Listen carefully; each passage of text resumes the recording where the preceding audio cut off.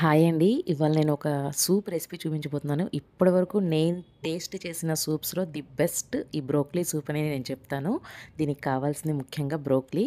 First ఒక pan పెట్టుకొని, ఒక్క స్పూన్ ఆయిల్ వేసుకొని, అందులో వెల్లుల్లి రెబ్బలు, ఒక్క ఉల్లిపాయ తరుగు వేసేసి కొంచెం వేయించుకోవాలి. కొంచెం వేగిన తర్వాత ఇందులో కొత్తిమీర కాడలు వేసుకోవాలండి. కొత్తిమీర కాదు, కొత్తిమీర కాడలు మాత్రమే వేయాలి. కొత్తిమీర కాడలు కూడా వేసి వేయించుకోవాలి. ఇది కూడా వేగిన తర్వాత ఇందులో ఒక గుప్పెడు బాదం పప్పు పలుకులు వేసుకోవాలి. బాదం పప్పు తరుగు వేసుకున్నా, ముక్కలు వేసుకున్నా అలా వేసినా కూడా పర్వాలేదు. ఒక గుప్పెడు వేసుకొని రుచికి సరిపడా ఉప్పు వేసుకొని కలుపుకోవాలి.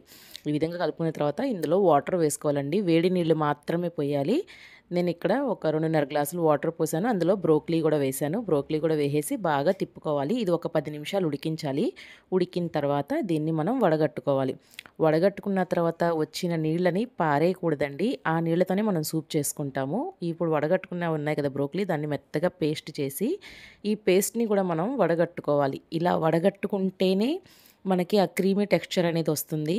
హోటల్‌లో టేస్ట్ వస్తుందన్నమాట మనకి. ఈ విధంగా బాగా తిప్పుకొని వడగట్టేసుకోవాలి.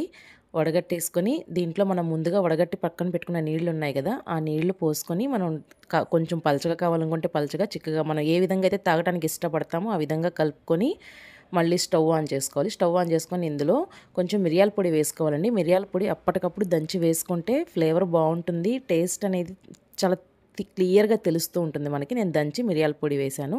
ఇక్కడికి సూప్ రెడీ అయిపోయినట్టేనండి. ఇప్పుడు మనం దీన్ని బాగా కలుపుకొని ఒక బౌల్లోకి తీసుకొని సర్వ్ చేసుకోవాలి. నిజంగా అండి, ఇది బయట హోటల్లో తీసుకుంటే ఒక్క బౌల్ వచ్చేసి 250-300 అరౌండ్ ఉంటుంది.